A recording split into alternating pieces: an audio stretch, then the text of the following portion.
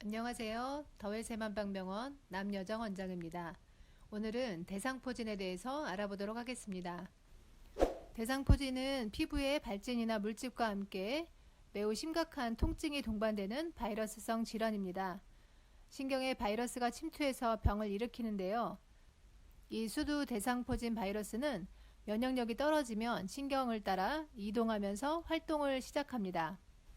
대상포진은 60세 이상의 성인에서 많이 나타나는데요. 하지만 요즘은 젊은 사람도 과로나 스트레스, 또 다른 질환 등으로 면역력이 저하되면 대상포진이 생기기도 합니다.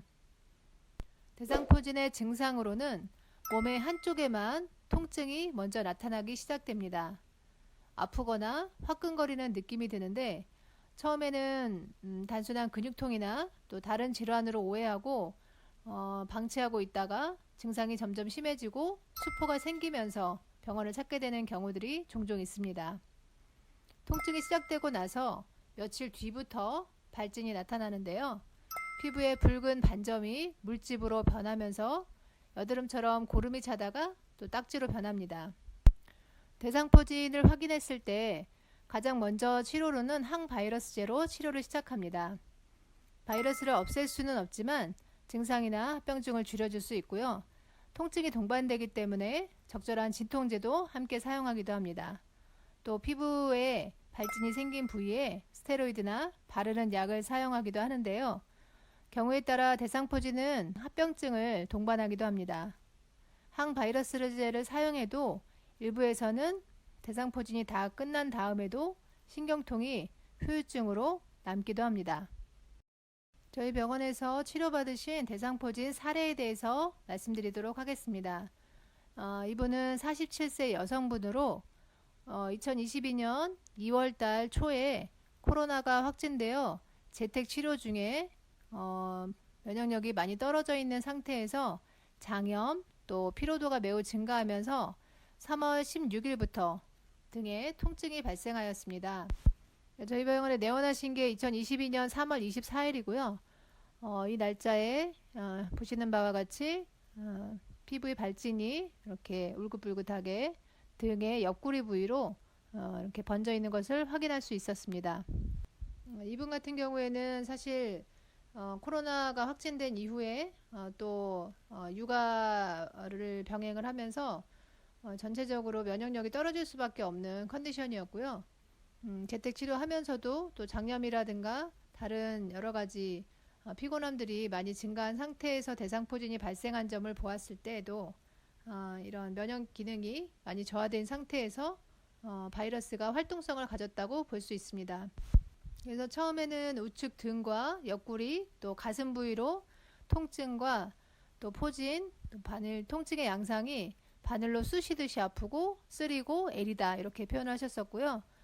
치료에도 불구하고 호전이 없을 정도의 강도 높은 통증들이 지속이 되셨고 또 전체적인 이제 두통을 동반하는 그래서 머리가 약간 감각이 둔해지고 쥐나는 느낌까지 발생하는 형태로 말씀을 하셨고요.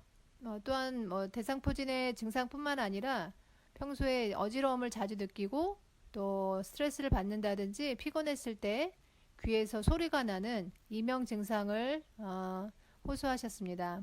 이분이 이제 47세 여성분이셨는데 병원에서 이제 건강검진 했을 때 위염 또 장상피화생 이렇게 검사 결과를 얘기를 하면서 거의 70세 노인의 위장이다 라는 표현을 할 정도로 위장의 상태가 매우 좋지 않다고 하셨는데 우리 대장이나 장에서의 그 미생물의 기능들이 역할들이 면역 물질들을 만들어내는 것을 우리가 감안을 한다고 하면 이분의 이 소화기의 상태, 장내 미생물의 그런 문제들이 결국에는 면역 기능을 떨어뜨리는 원인이 되어서 대상포진으로까지 증상이 발전했다고 생각할 수 있습니다. 이분의 치료를 위해서 저희가 사용한 방법이 몇 가지가 되는데요. 그 중에서 먼저 MPG라고 하는 복합 미생물 제제를 먼저 사용하였습니다. 왜냐하면 장내 미생물들이 면역 물질을 만들어줘야 되는데 타고난 선천적인 그 장내 환경이 좋지 않고 면역 기능이 떨어지면서 면역 물질을 만들어낼 수 있는 컨디션이 많이 저하됐다고 판단했기 때문에 미생물 제제를 1차로 선택하였습니다. 또한 이 대상포진의 원인을 아까 말씀을 드렸는데 그 바이러스가 신경절을 침범해서 생기는 증상이기 때문에 항바이러스 또 항염증 이러한 효과가 있는 미네랄 약침을 사용해서 피부의 발진 또 그 신경절을 침범한 신경통 이런 통증을 빠르게 가라앉히기 위한 치료로서 약침 치료를 시행하였습니다. 또한 이분에게 치료하는 것 중에 하나는 한약 처방인데요. 항바이러스제와 여러가지 진통 소염제를 통해서도 통증이 빠르게 가라앉지 않았었기 때문에 전체적으로 약해진 면역 기능을 회복시키기 위한 차원에서 한약을 처방하여 병행하였습니다. 처음 내원한 3월 24일 날 치료를 시행하였고 그 다음날 25일 날 환자의 치료 경과를 확인하였을 때 바늘로 쑤시는 듯한 통증이 처음에 강도가 10이었다고 하면 5 정도로 절반 가까이 이렇게 감소가 되셨고, 지금 보시는 것은 이제 3월 26일 날 입원한 날로부터 3일차 되는 옆구리 대상포진의 이제 상태인데요. 지금은 한 2나 3 정도 확연히 줄어든 통증의 강도를 확인할 수 있었고, 3월 29일에 환자의 대상포진의 상태를 보실 수가 있고, 대상포진의 통증은 한 2에서 3 정도에서 유지가 잘 되고 있고 30일 날 또 환자분을 보니까 통증이 이제 그 강도가 약해졌을 뿐만 아니라 확연하게 그 대상포진의 포진 부위가 범위가 많이 줄어들고 색깔도 점차 이제 원래 피부색으로 안정화되는 것을 보실 수 있습니다. 네, 보시는 것처럼 이 47세 여성분의 대상포진 치료 경과는 약 일주일 정도 이렇게 입원 치료를 하시면서 통증에 대한 부분이 거의 다 치료가 되셨고 또 포진에 대한 부분들도 많이 완화된 상태로 잘 퇴원을 하셨습니다. 또 연령대라든가 그 환자분들의 컨디션에 따라서 치료의 경과는 조금 차이가 있을 수 있지만 환자의 전체 컨디션을 고려한 치료를 한다면 이와 같은 경과들이 무난하게 진행될 것으로 생각됩니다.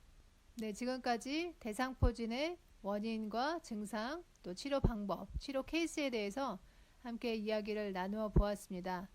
다음 시간에도 더 좋은 정보로 찾아뵙도록 하겠습니다. 감사합니다.